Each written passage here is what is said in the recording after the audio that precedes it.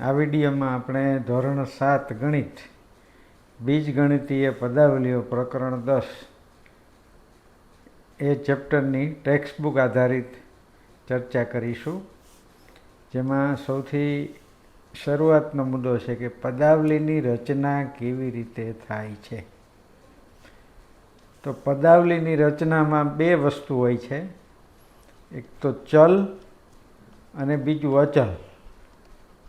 આ બંને મળીને પદાવલીની રચના થાય છે. દાખલા તરીકે 4x, તો 4 છે એ અચલ છે અને x છે એ ચલ છે, એટલે 4x એ એક પદાવલી કહી શકાય. હવે આ પદાવલીમાં 4 છે એ અચલ છે, તેને સહગુણક પણ કહેવામાં આવે છે. દાખલા તરીકે -3y છે, તો તેનો સહગુણક શું છે? તેનો સહગુણક છે -3, અને ચલ શું છે? ચલ y છે. એટલે આ રીતે ચલ અને અચલ મળીને પદાવલીની રચના થાય છે. હવે પદાવલીના પદ કેટલા હોય છે? પદના આધારે તેના નામ નક્કી થતા હોય છે. કોઈ પદાવલીમાં એક પદ હોય તો એને એકપદી બહુપદી કહેવાય, 2 પદ હોય તો દ્વિપદી બહુપદી કહેવાય, અને 3 પદ હોય તો ત્રિપદી બહુપદી કહેવાય. એટલે આ રીતે કોઈ પણ પદાવલીમાં એક કે વધારે પદ હોય તો તેને બહુપદી કહેવામાં આવે છે. અહીંયા કોઈ પદાવલી આપેલ હોય તો એને ટ્રી ચાર્ટ તરીકે કેવી રીતે રજૂ કરી શકાય એનું ઉદાહરણ આપેલું છે, અને પીટીસીની પરીક્ષામાં આ પ્રશ્ન એકાદ વખત આ જ પ્રશ્ન બેઠો પ્રશ્ન પૂછાયેલો છે. એટલે આ ખાસ ધ્યાનમાં રાખજો કે આ રીતે તમને કોઈ બહુપદી આપેલી છે, 4x વર્ગ ઓછા 3xy, અને પ્રશ્ન એવી રીતે પૂછવામાં આવે છે કે તેને ટ્રી ચાર્ટમાં રજૂઆત કરો, તેના પદ અને અવયવને ટ્રી ચાર્ટમાં રજૂ કરો. તો ખૂબ સરળ છે, એક વખત જોઈ લેશો એટલે તમને ખ્યાલ આવી જશે. 4x વર્ગ ઓછા 3xy, તો અહીંયા બે પદ છે, 4x અને -3y. તો એ બે પદને અહીંયા લખવાના છે, આ 4x વર્ગ અને -3xy. હવે અહીંયા અવયવોના સ્વરૂપમાં હવે એને આપણે લખીએ તો અચળ પદને આપણે અલગ લખીએ 4, અને ચલમાં એક જ છે x, પણ xનો વર્ગ છે, માટે આપણે x ગુણ્યા x, એટલે કે આમ જોઈએ તો 4 ગુણ્યા x ગુણ્યા x. એ જ રીતે અહીંયા -3xyમાં અચળ પદ -3 ગુણ્યા આ એક ચલ છે એ x ગુણ્યા અને આ બીજો ચલ છે તે y. એટલે આ રીતે જો આપણે લખીએ તો આને ટ્રી ચાર્ટ રજૂ કર્યો કહી શકાય. આ બીજું ઉદાહરણ છે 5xy વત્તા 10, તો 5xy અને 10, તો અહીંયા 5xyમાં 5 ગુણ્યા x ગુણ્યા y. અહીંયા તમે આપેલું નથી, પણ આપણે એક સ્ટેપ કરવું હોય તો કરી શકાય, 5 ગુણ્યા 2. પણ અહીંયા અચળ તરીકે 10 છે એટલે એનું આગળનું સ્ટેપ લખવામાં આવ્યું નથી. આમ લખીએ તો પણ તેમાં કશું ખોટું નથી. ત્યાર પછી આપણે વાત કરીએ સહગુણકની. સહગુણક કોને કહેવાય? તો અહીંયા બહુપદીમાં જે પદ હોય છે એ દરેક પદની આગળ કોઈને કોઈ સહગુણક તરીકે અચળ પદ હોય છે. અહીંયા -7 x² y², તો અહીંયા સહગુણક તરીકે -7 છે. એવી જ રીતે x² y², તો એનો સહગુણક શું થશે? તો અહીંયા આગળ કોઈ અચલ નથી, એનો અર્થ 1 તો છે જ, એટલે આનો સહગુણક થશે 1. હવે ધારો કે -x હોય તો તેનો સહગુણક શું કહી શકાય? તો xની આગળ 1 તો છે જ, પણ આગળ માઇનસ પણ છે, એટલે એમનો સહગુણક થશે -1.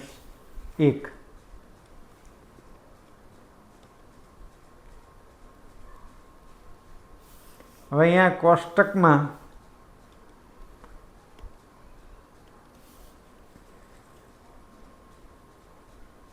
આ પદાવલીઓ આપેલી છે 1 થી 4 ક્રમમાં, અને એમાં અચળ ન હોય તેવા પદ અહીંયા લખેલા છે.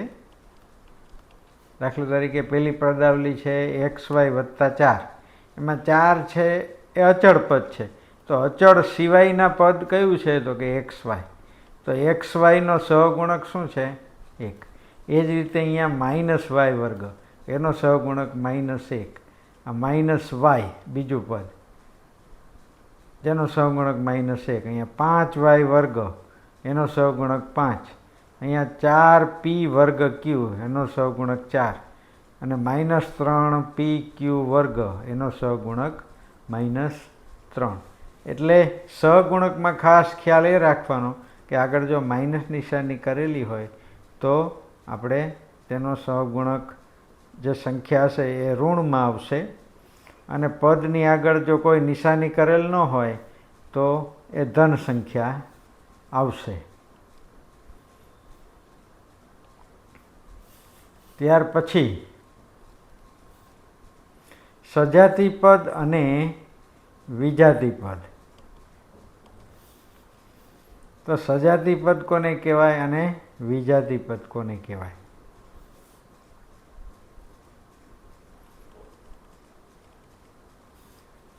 તો સજાતી પદમાં ચલ સમાન હોય અને ચલની ઘાત સમાન હોય તો તેને સજાતી પદ કહેવાય.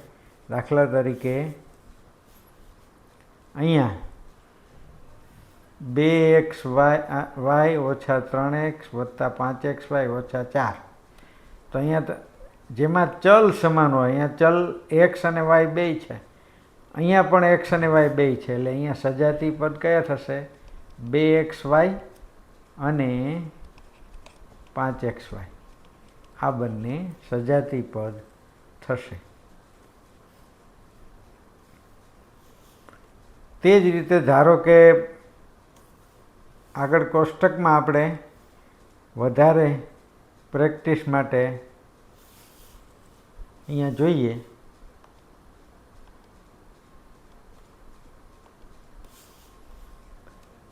કે અહીંયા જોડ આપેલી છે 7x અને 12y. તો આ બંને સજાતી પદ છે કે નહીં? આપણે જોયું કે ચલ સમાન હોવા જોઈએ અને ચલની ઘાત પણ સમાન હોવી જોઈએ. અહીંયા ચલ x છે, અહીંયા ચલ y છે, એટલે આ સજાતી પદ નથી પણ વિજાતી પદ છે. ત્યાર પછી અહીંયા 15x - 21x, અહીંયા ચલ સમાન છે માટે એ સજાતી પદ છે. અચલ ગમે તે હોય, માત્ર ચલ સમાન હોય અને બંનેની ઘાત સરખી હોય તો એને સજાતી પદ કહી શકાય. અહીંયા -4ab અને 7ba, તો અહીંયા પણ a × b લખો કે b × a, બંને સરખું છે માટે આ બંને પદ પણ સજાતી પદ છે.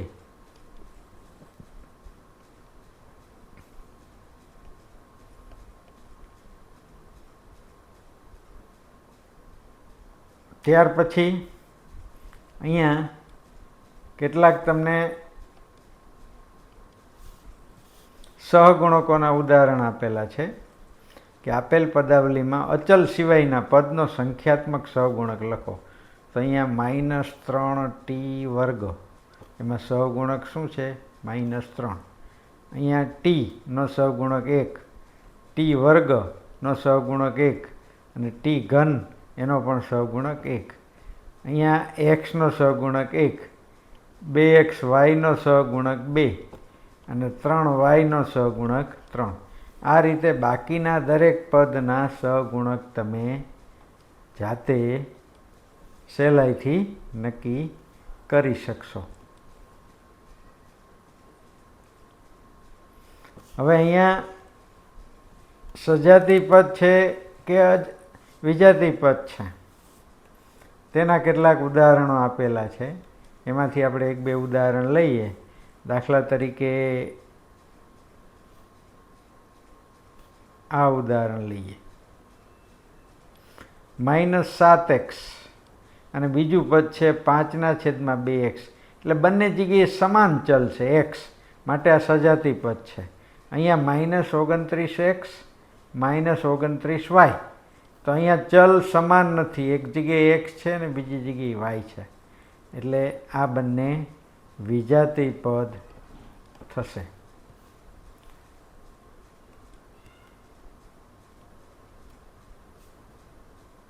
તે જ રીતે આગળ આપણે બીજા ઉદાહરણોમાં આ પ્રકરણમાં કિંમત શોધો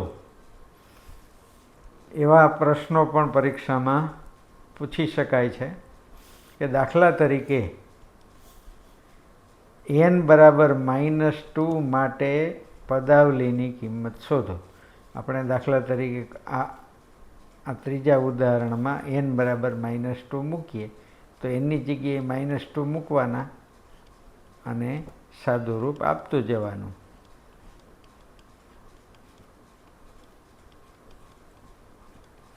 એટલે જ્યાં n છે ત્યાં -2. હવે -2નો ઘન એટલે -8 થશે, +5, -2નો વર્ગ એટલે +4 થશે, અને અહીંયા 5 ગુણ્યા -2 એટલે -10 થશે, અને છેલ્લું પદ છે -2. અહીં કૌંસ છોડીએ તો -8 + 20 ઓછા 10 ઓછા 2. હવે માઇનસ પદ કેટલા છે? -8, -10 અને -2. તો કુલ માઇનસ કેટલા થશે? -20, અને આ +20 તો છે જ, એટલે સાદુરૂપ આવશે 0. એટલે આ રીતે તમે કિંમત મૂકીને કોઈ પણ પદાવલીની કિંમત શોધી શકાય છે. આ ચેપ્ટરમાં આગળ પણ આ પ્રકાર કિંમત શોધવાના ઘણા બધા દાખલાઓ આપેલા છે. આપણે જે ઉદાહરણનું અહીંયા દાખલા તરીકે હજુ એકાદ ઉદાહરણ આપણે જોઈ લઈએ કે z બરાબર 10 હોય તો z ઘન ઓછા 3 z ઓછા 10ની કિંમત શોધો. તો અહીંયા ઝેડની જગ્યાએ આપણે 10 મૂકવાના છે. તો અહીંયા 10નો ઘન 1000 થશે, ઓછા 3, અને 10 ઓછા 10 એટલે 0. એટલે અહીંયા 1000 ઓછા 3 ગુણ્યા 0 એટલે 0, એટલે 1000. તો આ રીતે સાદુરૂપ આપવાના દાખલા, કિંમત શોધો પ્રકારના દાખલા આ પ્રકરણમાંથી વિશેષ પૂછાતા હોય છે. ઉપરાંત સજાતી, વિજાતી પદ ઉપરાંત એકપદી, દ્વિપદી, ત્રિપદી કોને કહેવાય? દાખલા તરીકે 2x લખેલા છે તો અહીં એક જ પદ છે, તો આને એકપદી બહુપદી કહેવાય.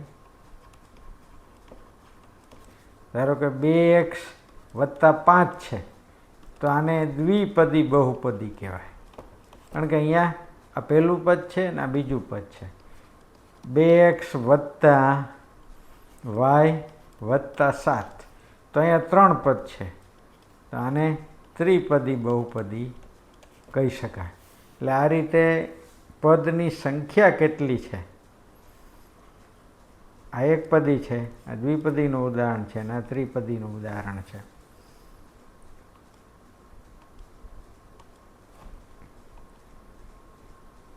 એટલે આ ચેપ્ટરમાં સહગુણકની વાત છે, એકપદી દ્વિપદી ત્રિપદીની વાત છે, સજાતી વિજાતી પદની વાત છે અને બહુપદીના પદને અવયવના સ્વરૂપમાં ટ્રી ચાર્ટના સ્વરૂપમાં લખવાના ઉદાહરણ છે અને પદાવલીની કિંમત શોધવાના ઉદાહરણ છે. તો વધારે પ્રેક્ટિસ કરશો અને કાંઈ મુશ્કેલી હોય તો વિડીયોની નીચે તમે પ્રશ્ન મૂકી શકો છો.